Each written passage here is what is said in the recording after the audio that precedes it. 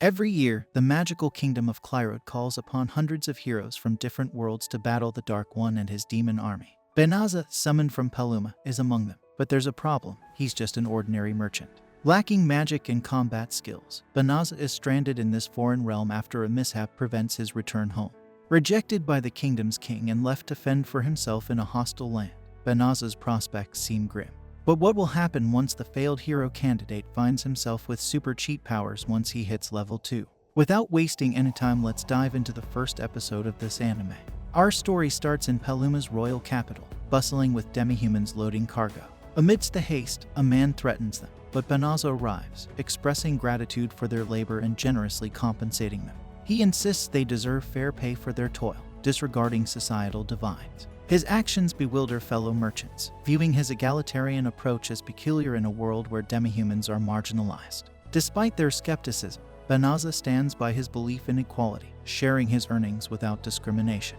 As the demi-humans depart, Benaza's peers brand him a hypocrite, contrasting his actions with prevailing prejudices. Undeterred, Benaza aspires for harmony between humans and demi-humans, albeit his maid remarks on his solitary stance. Suddenly, an inexplicable sensation grips Benaza, enveloping him in radiant light before vanishing, leaving his maid bewildered. Benaza finds himself transported to Clyrode, greeted as a hero candidate by the kingdom's saint, marking the commencement of his journey in this new realm. The saint urgently informs Benaza of an impending dark army threatening their kingdom, seeking aid from heroes summoned across dimensions. Benaza, asserting his identity as a humble merchant, doubts his heroic status, but the summoners insist on assessing his magical potential. According to lore, summoned heroes are bestowed divine favor, their powers transcending ordinary mortal limits. Placing his hand on the magic crystal ball, Benaza's mundane stats appear, disappointing the onlookers expecting a chosen savior. With Benaza's unremarkable level 1 skills, doubts arise about the summoning ritual's efficacy. Suddenly, a divine revelation alters the narrative, amplifying each skill to an unprecedented 999 points. Realizing Benaza's unexpected prowess, the summoners implore him to safeguard their realm with his newfound immense magic, acknowledging him as the hero their kingdom desperately needs. Benaza pleads with them to send him back to his old world, but his request falls on deaf ears as the people ignore him, leaving him to wander the castle alone, grappling with disbelief at finding himself in another realm.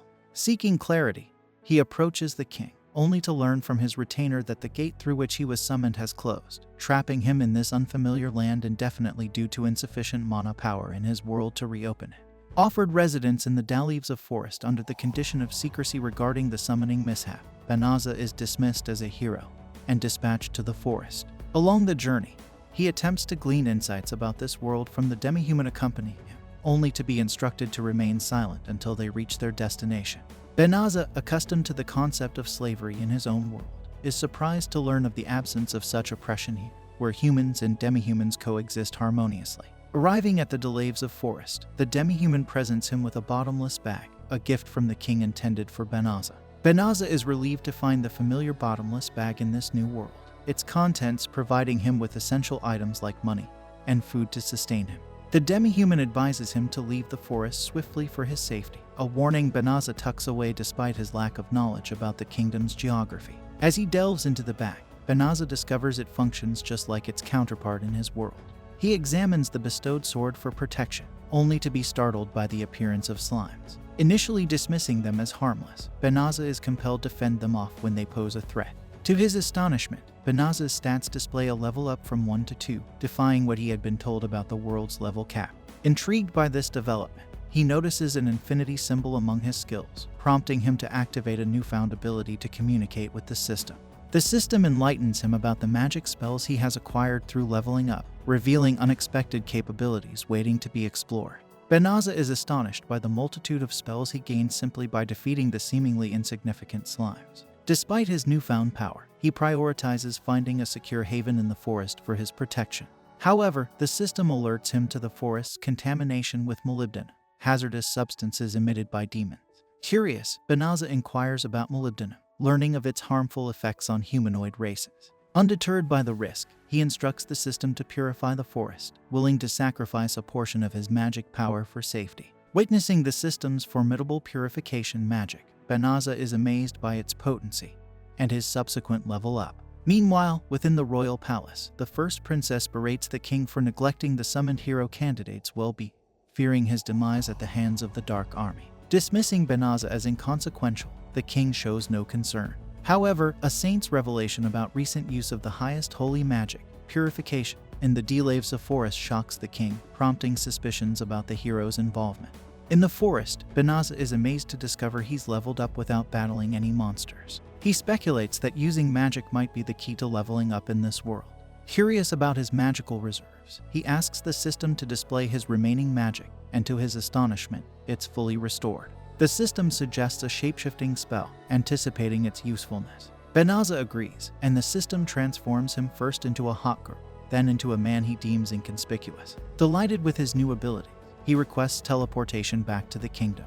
After returning, Benaza realizes he can't use the magic to return to his world, prompting him to seek employment at the Adventure Guild.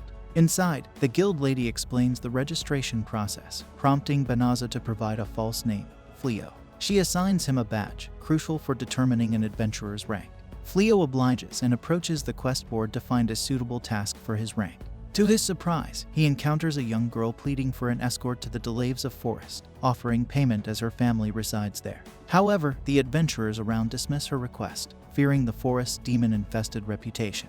Taking pity on the girl, Fleo accepts the job, astonishing her with his willingness. To reassure her, Fleo mentions his teleportation spell, sparking disbelief among the onlookers. This revelation makes Fleo realize the spell's significance, reserved for advanced sorcerers, not novices like him. Suddenly, Royal Knight Balarasa and her companions appear, challenging Fleo to prove his claim. They express skepticism, deeming such magic beyond his capabilities. However, Fleo stands by his assertion, prompting Balarasa to demand an explanation.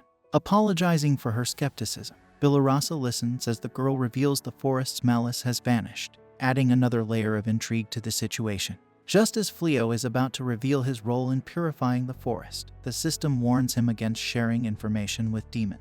The girls, armed and ready, encircle the little girl, who is exposed as a demon using a disguise spell. Balarasa identifies her as Fenris, the younger sibling of Fengarl from the Infernal Four. Recognizing the danger, Balarasa acknowledges their inferiority against such a formidable demon lupine.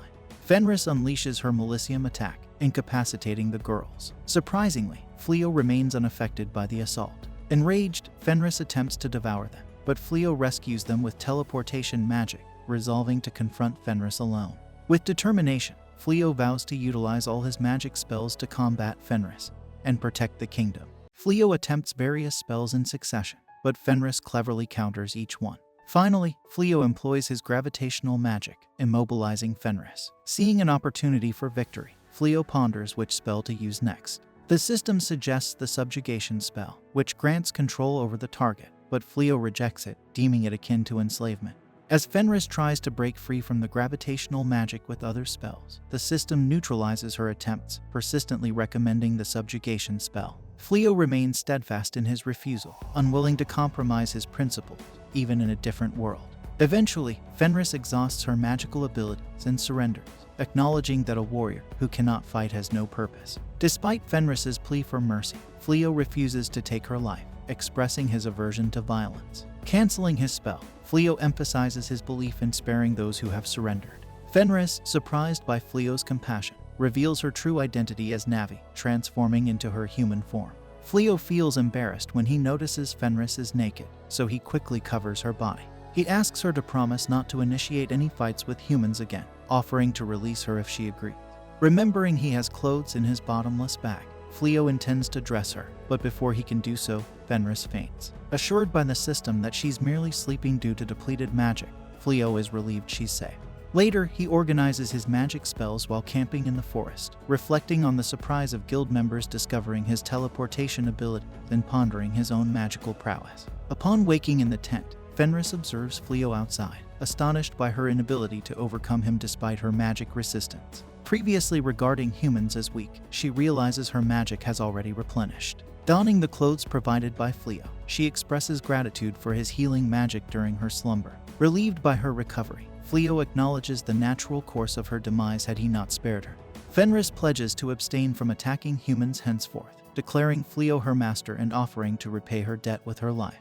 Unwilling to enslave her, Fleo declines her offer to serve as a porter, insisting he doesn't need a slave. Fenris requests to remain by his side, but Fleo affirms he doesn't require a servant.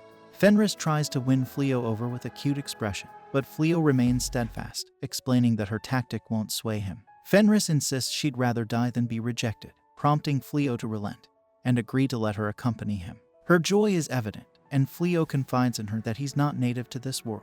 He was summoned as a hero candidate but lacks skills to return. Cast aside and unable to enter city, he reveals his true form and expresses uncertainty about his next steps. Despite Fleo's warning that following him will bring suffering, Fenris is resolute, citing Lupin loyalty to masters. She pledges her life and loyalty to him, declaring her intent to stay by his side. As the scene shifts to the hero meeting the king, the latter questions the hero's failure to preserve the army provided to him. The hero deflects blame onto the knights, attributing the defeat to their panic and disarray in the face of magical beasts. Although he claims to have tried his best to save lives, the king remains skeptical, prompting the hero's departure. Inquiring about the hero's battlefield conduct, the king receives a disparaging report from one of the knights, criticizing the hero's lack of heroism and tendency to blame others for his own shortcoming. Following that, we find the hero wandering the corridors, pondering why his abilities haven't improved despite a month of training. He speculates that while his stats might suffice against humans, they're inadequate for facing moderately strong magical beasts.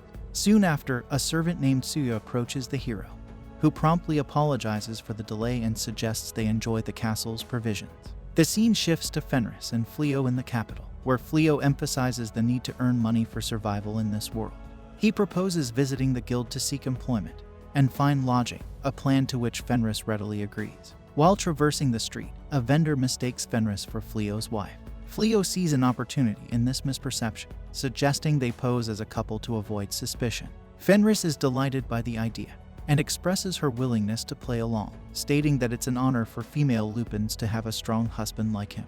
Fleo reminds her that their relationship will only be a facade, to which Fenris agrees without hesitation. Afterwards, they head to the guild, where Fenris registers as an adventurer under the name Reese. She receives a necklace as identification, finding the method peculiar for managing information. Fleo reveals he also possesses such a necklace, causing Fenris to blush. She explains that in their tribe, there's a marriage ritual involving swallowing a piece of bone from prey they've hunted together, and the matching tags remind her of this tradition. Next, they search for a quest, but the receptionist interrupts with urgent news. A large horde of psycho bears has been spotted heading towards town from the north. The adventurers recognize this as the same herd that decimated the hero's army and hesitate to accept the quest. The receptionist explains there's no rank restriction for this quest, and the bounty for a psycho bear is 10 times the usual amount for this time only. Though tempted by the high reward, Fleo suggests passing on it. Fenris insists that psycho bears are no match for his power, but Fleo doubts his ability to defeat foes even the hero couldn't handle. Fenris proposes to go hunting herself, seeing it as a test of Fleo's true strength, given he had defeated her. The scene transitions to them in the forest where the psycho bears appear, and they spot an empty house there. Fenris mentions the guild told them they can use this house. Fleo suggests using it as a base to search for the psycho bears, but Fenris believes she alone can handle them.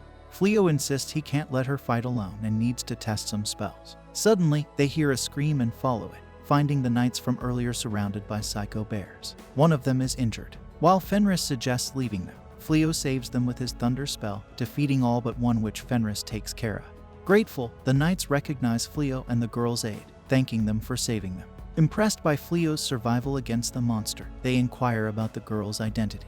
Fleo introduces her as Reese's travel companion, disappointing Fenris, who wished to be introduced as his wife. As a psycho bear attempts to attack Fenris from behind, it notices her expression and surrenders, seemingly scared. Fleo believes the psycho bear surrendered because it realized it couldn't win against Fenris. He ponders what to do with it. Fenris suggests making it their subordinate, surprising the knights. She explains that having the bear with them would prove Fleo's strength, as even the hero couldn't defeat one. Fleo agrees, using his action control spell to tame the bear. He decides it's not safe to bring it into town and uses his shapeshift magic to turn it into a cute furry animal. Fenris finds the animal adorable, and they name it Saib. The knights are astounded that they managed to defeat an entire herd of psycho bears and even tame one. Curious about their identity, Bali Rosa asks Fleo for a favor. They return to the house near the forest, where the knights thank them again.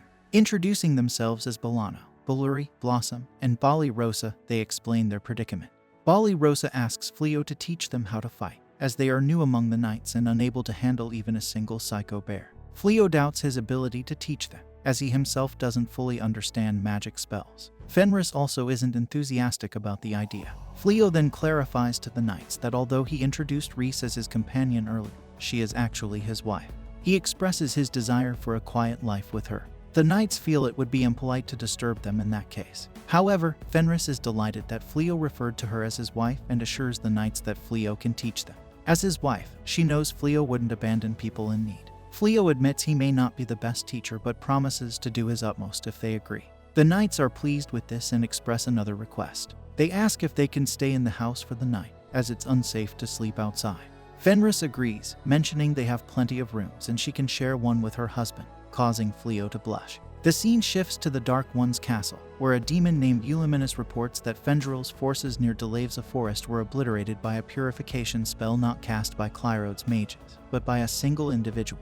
The Dark One is surprised that one person could wield such power, and orders Euliminus to capture them at any cost. This brings an end to our episode 1 and 2. If you enjoyed it, then don't forget to like, share, and subscribe.